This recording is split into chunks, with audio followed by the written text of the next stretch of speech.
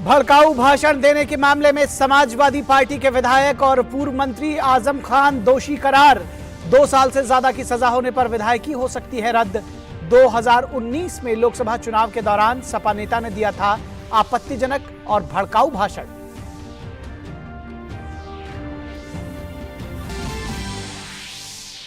भाजपा ने देश के पहले प्रधानमंत्री जवाहरलाल नेहरू की कश्मीर नीति पर साधा निशाना। प्रवक्ता गौरव भाटिया ने कहा, कांग्रेस की गलतियों का हर्जाना आज तक देशवासियों और कश्मीर के लोगों को पड़ रहा है चुकाना। छठ पर्व से पहले यमुना की सफाई को लेकर भाजपा ने दिल्ली की आम आदमी पार्टी पर साधा निशाना। दिल्ली के कालिंदी कुंज में दिखाई दी जहरीली झाग। श्रद्धालुओं ने नदी की साफ सफाई की मांग की। गाजीपुर में आम आदमी पार्टी और भाजपा के कार्यकर्ता आमने सामने। केंद्रीय गृह मंत्री अमित शाह ने हरियाणा के फरीदाबाद में आयोजित जन उत्थान रैली में लिया हिस्सा। लगभग 6,629 करोड़ रुपए की विकास परियोजनाओं की मिली सौगात। कहा, 50 साल की सरकारें एक तरफ और मनोहर लाल की 8 साल की सरकार एक तरफ, परिणाम सब पर भारी। देश आज मना रहा है 76वां इन्फेंट्री दिवस। रक्षा मंत्री राजनाथ सिंह ने श्रीनगर में आयोजित समारोह में लिया हिस्सा। नेशनल वॉर मेमोरियल पर सीडीएस जनरल अनिल चौहान ने शहीदों को किया नमन। और आईसीसी टी20 विश्व कप में भारत ने न्यूजीलैंड को 56 रनों से हराया। पहले बल्लेबाजी करते हुए भारत ने बनाए थे 179 रन। विराट कोहली ने एक बार फिर खेली अर्धशतकीय पारी।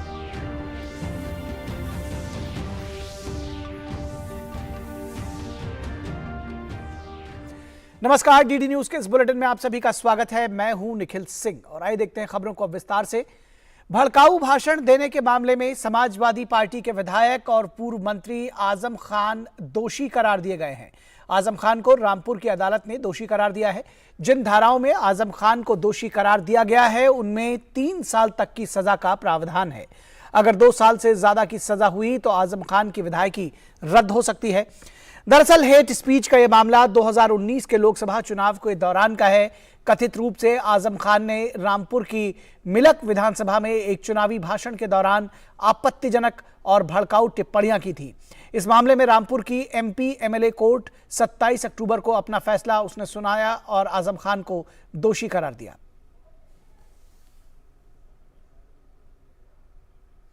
तो आज ये अब से कुछ देर पहले का ये फैसला है और आजम खान को इस मामले में दोषी ठहराया है एमपी एमएलए कोर्ट रामपुर की।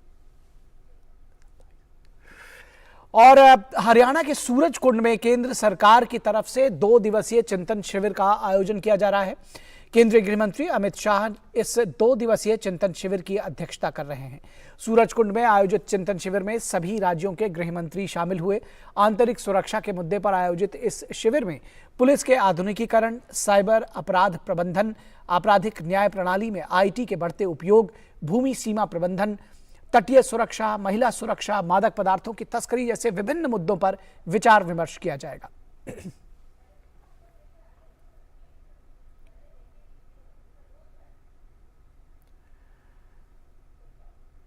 और केंद्रीय गृह मंत्री अमित शाह ने हरियाणा के फरीदाबाद में आयोजित जनोत्थान रैली में हिस्सा लिया। उन्होंने राज्य को देश का महत्वपूर्ण ऐतिहासिक स्थल बताते हुए महापुरुषों का जिक्र किया। इस मौके पर उन्होंने राज्य की मनोहर लाल सरकार की उपलब्धियों का भी जिक्र किया।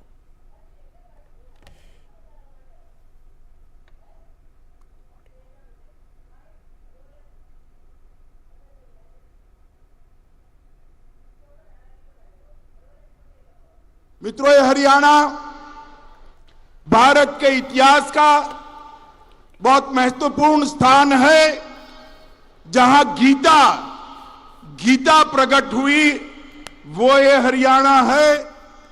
इसी फरीदाबाद की भूमि पर संत सूरदास ने जन्म लिया। जीवन में कभी भी देख नहीं पाए, दृष्टिबाधित थे। मैंने उनके सैकड़ों पद लिखे थे, सैकड़ों पद पढ़े हैं, सैकड़ों पद सुने हैं। देखे बगैर श्री कृष्ण का वर्णन कोई दृष्टिबाधित व्यक्ति कैसे इतना सुंदर कर सकता है। और प्रधानमंत्री नरेंद्र मोदी की नीतियों के बारे में बात करते हुए गृह मंत्री ने कहा कि उन्होंने दीपावली का तोहफा भेजा है।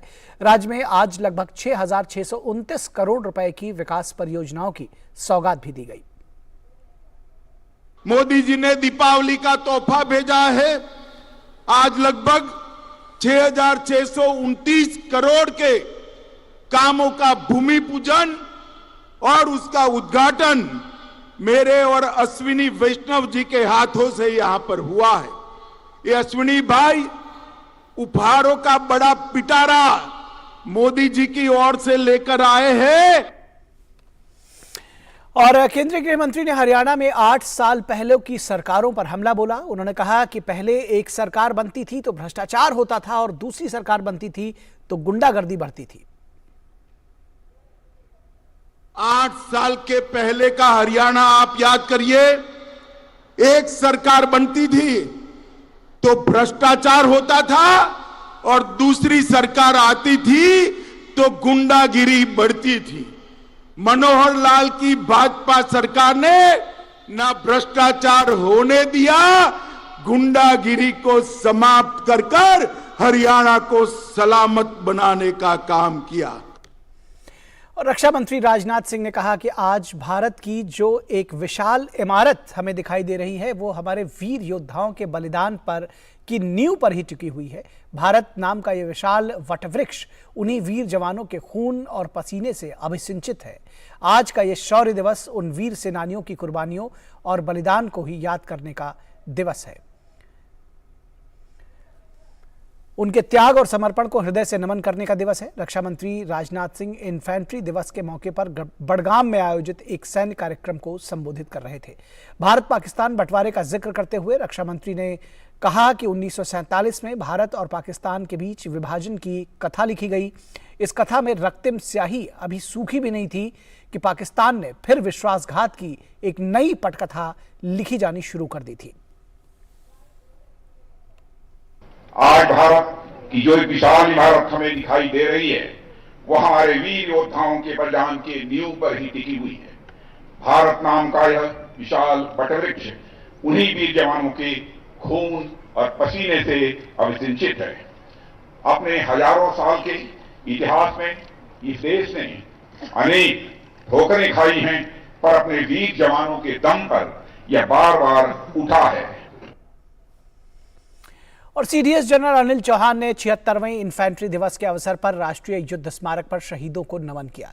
इन्फेंट्री दिवस 1947 में श्रीनगर हवाई क्षेत्र में भारतीय सेना के सैनिकों के उतरने का प्रतीक है।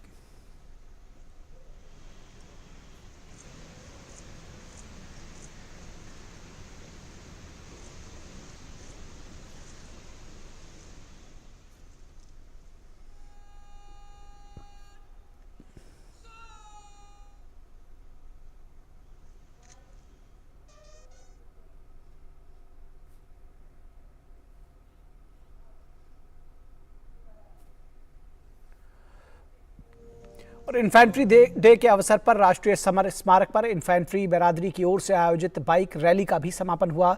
16 अक्टूबर से शुरू हुई बाइक रैली ने पूरे देश को कवर किया और आज राष्ट्रीय समर स्मारक पर इसका समापन हुआ। 10 बाइकर्स वाले प्रत्येक समूह ने इन्फेंट्री की दलीय भावना यानी एस्पिरिट डी कॉर्प्स को प्रदर्शित करने के लिए 8000 किलोमीटर की समूची यात्रा को कवर किया। सभी दिशाओं से आगे बढ़ने के पीछे न केवल इन्फेंट्री की भावना व साहस का प्रदर्शन करना है, बल्कि देश के नागरिकों के साथ एकजुटता प्रदर्शित करना भी है। बाइकर समूहों का नेतृत्व शिलोंग से असम रेजिमेंट, अहमदाबाद से Maratha light infantry regiment, Udhampur से Jammu and Kashmir light infantry regiment और वेलिंगटन से मद्रास रेजिमेंट द्वारा किया गया।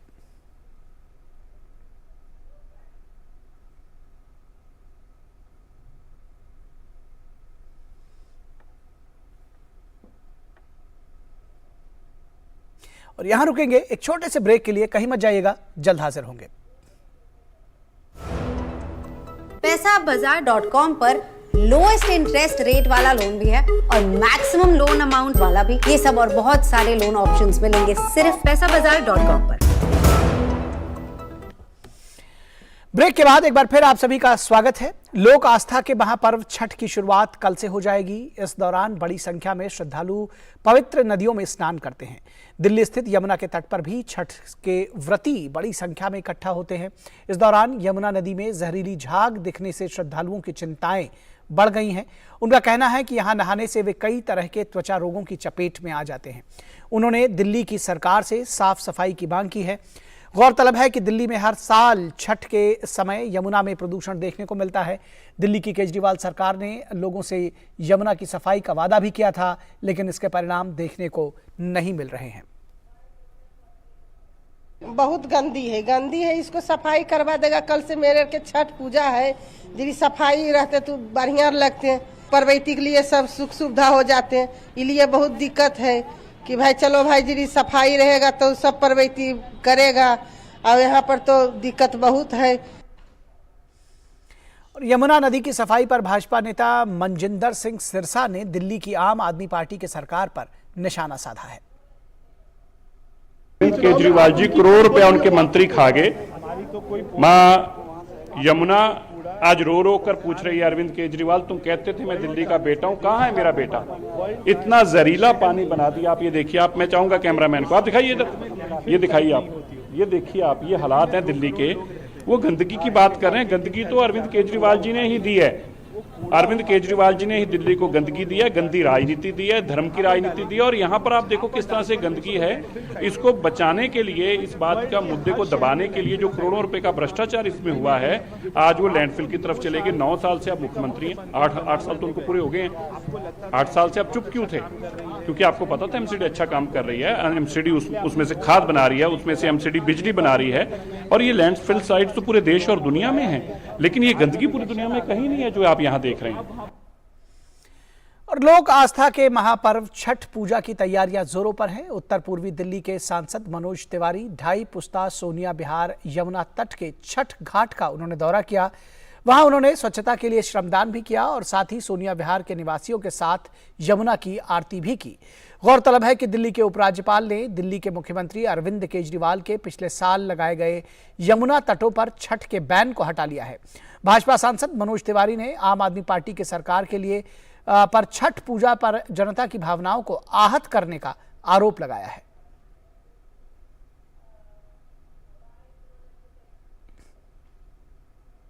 पार्टी के मुखिया के लिए, अरविंद केजरीवाल गैंग के लिए प्रदूषण कोई मुद्दा ही नहीं है। क्योंकि अगर प्रदूषण मुद्दा होता तो निश्चित रूप से आज दिल्ली के मुख्यमंत्री या डिप्टी सीएम, उप मुख्यमंत्री मनीष सिसोदिया या अरविंद केजरीवाल ये लोग जमुना जी के किनारे होते, अगर ये प्रदूषण को मुद्दा समझते हैं तो। और वो भी तब जब महापर्व छठ सामने है। और दिल्ली के गाजीपुर में आज आम आदमी पार्टी और भाजपा के कार्यकर्ता आमने सामने आ गए। आम आदमी पार्टी और बीजेपी के कार्यकर्ताओं ने एक दूसरे के खिलाफ नारेबाजी की, जिससे यूपी गेट के आसपास ट्रैफिक जाम लग गया। दिल्ली भाजपा कार्यकर्ता गाजीपुर में दिल्ली सरकार के खिलाफ विरोध प्रदर्शन कर रहे थे, जिसके तुरंत बाद आम आदमी पार्टी के कार्यकर्ता वहां पहुंचे और उनके खिलाफ नारेबाजी करने लगे। दोनों पार्टियों के कार्यकर्ताओं के बीच ये भिड़ंत दिल्ली के मुख्यमंत्री अरविंद केजरीवाल के गाजीपुर लैंडफिल साइट पर दौरे को लेकर हुई। भाजपा सांसद गौतम गंभीर ने आम आदमी पार्टी से राजनीति से ऊपर उठकर काम करने की अपील की है। मैं दिल्ली की जनता और दिल्ली के मुख्यमंत्री को ये संदेश देना चाहता हूं कि दिल्ली के मुख्यमंत्री जी, आप दिल्ली की जनता को ये बताइए कि पिछले 7 साल में आप कितनी बार गाजीपुर कूड़े के पहाड़ पे गए? क्या आपकी जिम्मेदारी नहीं बनती कि आप वहाँ पर जाइए, वहाँ पर जो लोग रहते हैं उनकी ज़िंदगी बेहतर करिए? पिछले 3 साल में मैं वहाँ पर 8 बार जा चुका हूँ। मैंने आपको 2020 में ये लेटर भी लिखी थी कि आओ मिलके चलते हैं, राजनीति से ऊपर उठ के इस कूड़े के पहाड़ को नीचे करते हैं और वहाँ पर जो लोग रह रहे हैं उनकी ज़िंदगी बेहतर करते हैं। कोई जवाब नहीं, किसी तरीके की कोई मदद नहीं। लेकिन आज जब वो पहाड़ 40 से 50 फीट नीचे आ चुका है एलजी साहब के एफर्ट से और प्रधानमंत्री जी के नेतृत्व में, तो आप वहाँ पर जाके राजनीति करना चाहते हैं। और भाजपा प्रवक्ता गौरव भाटिया ने आज कांग्रेस पर पलटवार करते हुए पूर्व प्रधानमंत्री जवाहरलाल नेहरू की 5 गलतियों को जनता के सामने रखा। उन्होंने कहा कि कांग्रेस की गलतियों का हर्जाना आज तक देशवासियों और कश्मीर के लोगों को भुगतना पड़ रहा है। भारत के पहले प्रधानमंत्री स्वर्गीय जवाहरलाल नेहरू जी ने 5 ऐसी बड़ी गलतियां करी, भूल करी, जिसकी एक बड़ी कीमत हमारे देश को, देशवासियों को और जो कश्मीर के नागरिक हैं उनको चुकानी पड़ी। केंद्रीय कानून मंत्री किरेन रिजिजू ने पूर्व प्रधानमंत्री जवाहरलाल नेहरू पर जम्मू कश्मीर के लोगों के साथ भेदभाव करने का आरोप लगाया। उन्होंने कहा कि आज देश की आजादी के 75 साल बाद भी जम्मू कश्मीर के लोगों को मुख्य धारा में जोड़ने के लिए प्रधानमंत्री नरेंद्र मोदी दिन रात काम कर रहे हैं। मैंने जो लिखा वो कोई मेरा मत है नहीं, ये इतिहास का पन्नों में लिखा हुआ है। पंडित जवाहरलाल नेहरू जी ने जो लोकसभा में जो बात कही थी, जो उन्होंने कॉन्स्टिट्यूएंट असेंबली में बात रखी थी, या यूनाइटेड नेशन में जो लेके गई बात, ये सारे जो मुद्दे हैं ये तो मैंने कोई इसको खोज के निकाला तो नहीं है, ये तो ऑलरेडी डॉक्यूमेंटेड है। जम्मू कश्मीर जिस तरीके से 75 साल तक हमारे लिए एक बहुत बड़ा समस्या बन करके रहे हैं और साथ साथ में कितने लोगों ने कुर्बानियाँ दी, देश के कितने संपत्ति, कितने हमारे रिसोर्सेस, कितने जाने चले गए उस भूल की वजह से। और ये भूल छोटा मोटा भूल नहीं है, बहुत बड़ा भूल था। विदेश मंत्री डॉक्टर एस जयशंकर ने विश्व हिंदी सम्मेलन का लोगो लॉन्च किया। मुंबई के मुन्ना कुशवाहा द्वारा बनाए गए लोगों का चयन किया गया है। कार्यक्रम में विदेश मंत्री ने 12वें विश्व हिंदी सम्मेलन की वेबसाइट भी लॉन्च की। विश्व हिंदी सम्मेलन का फिजी में 15 से 17 फरवरी को आयोजन किया जाएगा। कार्यक्रम को संबोधित करते हुए विदेश मंत्री ने कहा कि यूनेस्को में न्यूज़लेटर के माध्यम से हिंदी का प्रयोग किया जा रहा है। उन्होंने कहा कि अंतर्राष्ट्रीय स्तर पर हिंदी के प्रचार प्रसार के लिए मोदी सरकार लगातार उल्लेखनीय प्रयास कर रही है।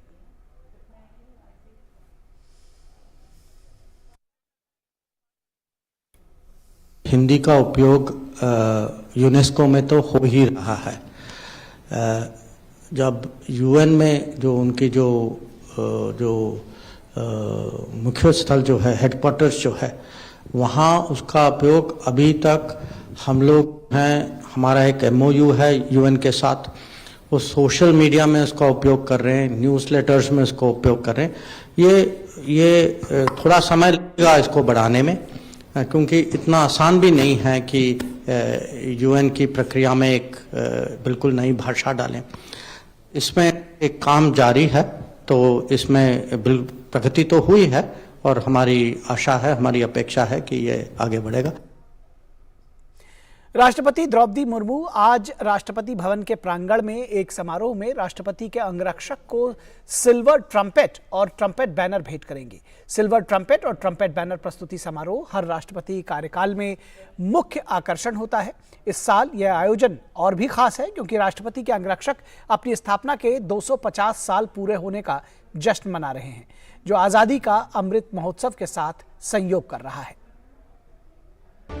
राष्ट्रपति भवन के प्रांगण में आयोजित खास समारोह में भारत की राष्ट्रपति द्रौपदी मुर्मू राष्ट्रपति के अंगरक्षक को सिल्वर ट्रम्पेट और ट्रम्पेट बैनर प्रदान करेंगी।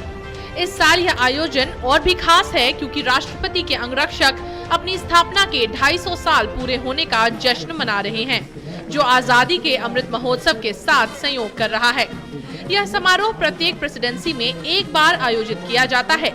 यह एक भव्य कार्यक्रम है जिसमें सैनिक अपने शानदार घोड़ों पर सवार औपचारिक पोशाक में भव्य परेड का प्रदर्शन करते हैं। ये ceremony silver trumpet and trumpet banner presentation है, जो कि प्रेसिडेंट्स बॉडीगार्ड को हर प्रेसिडेंट के टेन्योर में एक बार प्रदान किया जाता है। यूनिक ट्रेडिशन है इंडियन आर्मी का, जो कि सिर्फ प्रेसिडेंट्स बॉडीगार्ड को ही राष्ट्रपति जी प्रदान करते हैं silver trumpet and trumpet banner. ये जब भी हम माउंटेड परेड पे जाते हैं तो एक सिल्वर ट्रम्पेट होता है और उस पर एक बैनर लगा रहता है जिस पे प्रेसिडेंट ऑफ इंडिया का नाम देवनागरी स्क्रिप्ट में लिखा रहता है। इस परेड में तो सबसे पहले तो लगभग 60 to 70 पर्सन्स इन्वॉल्व हैं जो कि परेड पे आप जिनको देख रहे हैं, लेकिन एक पूरे रेजिमेंट इसमें इन्वॉल्व होता है जो कि हमारी नफरी करीब 200 के लोग हैं। सैनिकों और उनके घोड़ों के बीच समन्वय इस रेजिमेंट की प्रमुख विशेषताओं में से एक है, जिसमें प्रशिक्षण एक अहम भूमिका निभाता है। समारोह घोड़े और सवार दोनों के प्रशिक्षण, संतुलन और औपचारिक तौर तरीके का प्रदर्शन करेगा। इस कार्यक्रम में सिल्वर ट्रम्पेट और ट्रम्पेट बैनर के इतिहास और महत्व, उसके साथ ही राष्ट्रपति के अंगरक्षकों की आधुनिक भूमिका पर प्रकाश डालने वाली एक ऑडियो विजुअल प्रस्तुति भी होगी। प्रेसिडेंट बॉडीगार्ड में लगभग 102-3 घोड़े हैं। अभी डिपू से घोड़े नए आते हैं तो उस टाइम क्या अभी कम ट्रेंड हो जाते हैं, तो ज़्यादातर जैसे हमारे जैसे जो भी इवेंट होता है, चाहे वो शो जंपिंग का हो चाहे वो क्रॉस कंट्री का, तो उसके लिए कम से कम भी 1 साल के करीब लग जाता है इनको ट्रेनिंग देते हुए। बाकी परेड की भी सेम रूटीन वाइज तैयारी चलती रहती है। एक तो हम वेटरन्स परेड कर रहे हैं जिसमें काफ़ी बुजुर्ग लोग और वेटरन्स हैं जो कि 80 साल से भी ज़्यादा हैं, जिन्होंने न केवल पीबीजी के इतिहास में बट इंडिया के इतिहास में एशियन गेम्स में मेडलिस्ट्स हैं। इसके अलावा highest jump Limca book of world records में किसी हॉर्स का फरियाद का सज्जन साहब हैं, तो ये लोग सारे वेटरन्स परेड के पार्ट होंगे। इसके अलावा जो एक म्यूजिकल राइड है इस बार हम LED डिस्प्ले के साथ कर रहे हैं जो कि रात के वक्त होगा। इस समारोह में हफ्तों के अभ्यास और तालमेल की आवश्यकता होती है। राष्ट्रपति की अपनी सैन्य टुकड़ी के नाते इसका महत्व और भी अधिक है। गौरतलब है कि राष्ट्रपति के अंगरक्षकों को भारतीय सेना की एकमात्र सैन्य इकाई होने का अनूठा गौरव भी प्राप्त है, जिसे राष्ट्रपति के सिल्वर ट्रम्पेट और ट्रम्पेट बैनर को लेकर चलने का विशेषाधिकार प्राप्त है। इस बार इस अवसर को चिन्हित करने के लिए वेटरन्स भी घोड़ों पर सवार इस परेड में शामिल होंगे। मेघना देव की रिपोर्ट, DD न्यूज। और खबर क्रिकेट के मैदान से ICC T20 विश्व कप में भारत ने लगातार दूसरी जीत हासिल कर ली है। भारतीय टीम ने नेदरलैंड्स को 56 रन से हराने में सफलता पाई। भारत से जीत के लिए मिले 180 रन के लक्ष्य के जवाब में नीदरलैंड्स की टीम निर्धारित 20 ओवर में 9 विकेट पर 123 रन ही बना सकी। इस जीत के साथ ही भारत ग्रुप में शीर्ष स्थान पर पहुंच गया है। नेदरलैंड्स के लिए टिम प्रिंगल ने सबसे अधिक 20 रन बनाए, वहीं मैक्स ओडोव और डी लीडे ने 16 रन बनाए।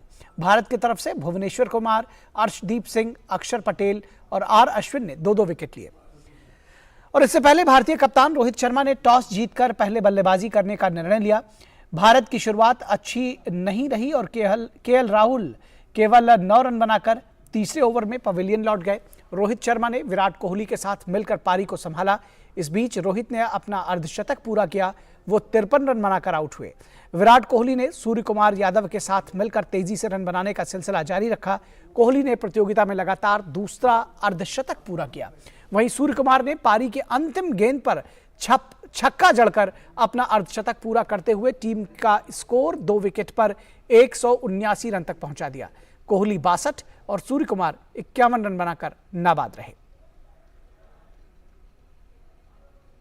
और T20 विश्व कप के ग्रुप 2 के मुकाबले में बांग्लादेश को दक्षिण अफ्रीका के खिलाफ करारी हार का सामना करना पड़ा।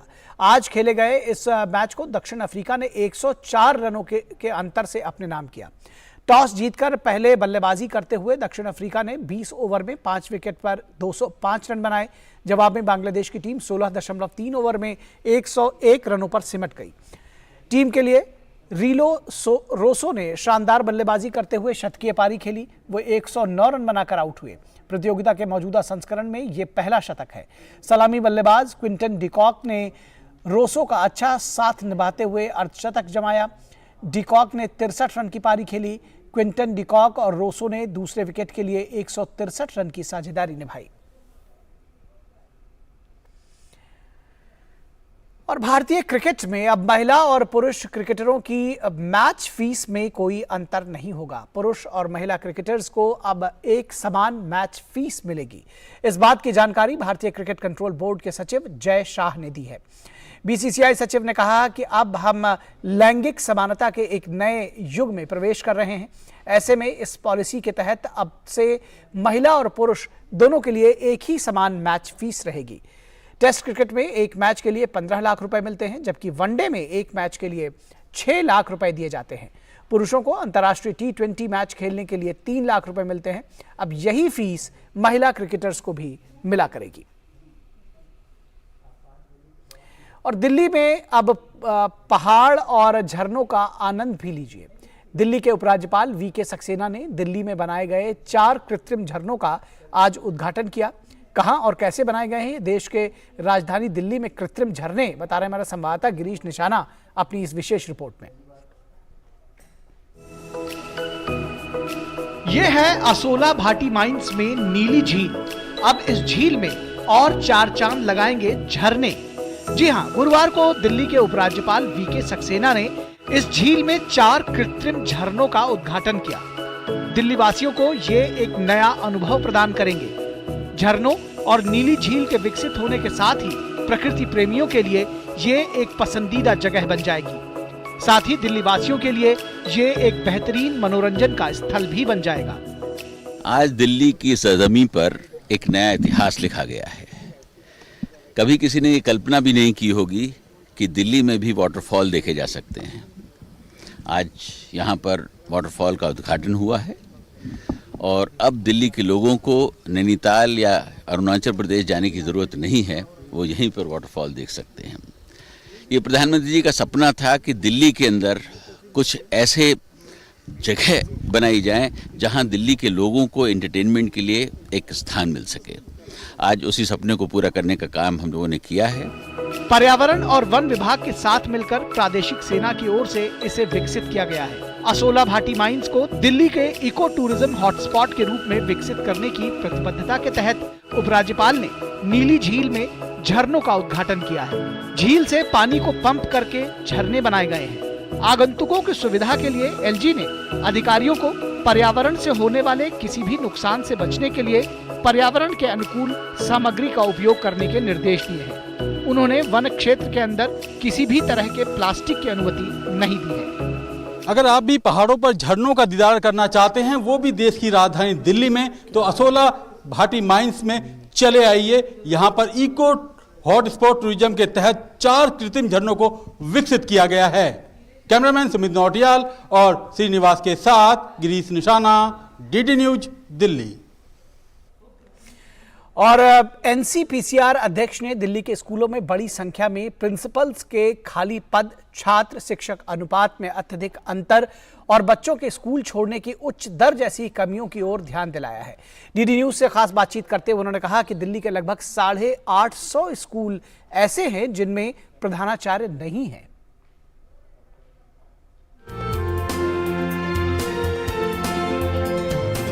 दिल्ली के मॉडल के बारे में मैं आपको एक शब्द में ये कह सकता हूँ कि झूठ का प्रोपेगेंडा है। कैसे? 1000 से के आसपास स्कूल हैं दिल्ली में, 1027। उनमें से 853 स्कूल्स में तो प्रिंसिपल है ही नहीं। ये आंकड़ा छोटा नहीं है जो आप रख रहे हैं। मैं दावे के साथ कह रहा हूँ, मैंने दिल्ली के चीफ सेक्रेटरी को नोटिस किया है कि आपके 850 स्कूलों में प्रिंसिपल नहीं है, प्रिंसिपल की भर्ती करिए। प्रिंसिपल के बिना बच्चे कैसे पढ़ रहे हैं? दिल्ली के स्कूलों में काउंसलर नहीं है, आधे के आसपास जो है गेस्ट टीचर्स हैं, रेगुलर टीचर्स नहीं हैं, टीचर्स का सेंसिटाइजेशन नहीं है। मैंने स्कूलों में विजिट किया है, मैंने रिपोर्ट्स में दिल्ली सरकार को ये बातें बोली हैं। दिल्ली के स्कूलों में बच्चों पे यौन हमले होते हैं, यौन हमलों में उनकी रिपोर्ट नहीं की जाती, दबाने और छुपाने का प्रयास किया जाता है।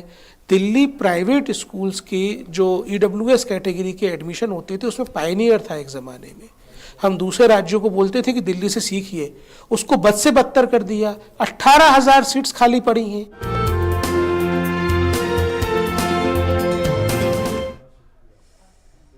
तो एनसीपीसीआर के अध्यक्ष के साथ ये खास इंटरव्यू आप देख सकते हैं आज शाम 6 बजे डीडी न्यूज पर। तो इसी के साथ हमें दीजिए इजाजत। नमस्कार।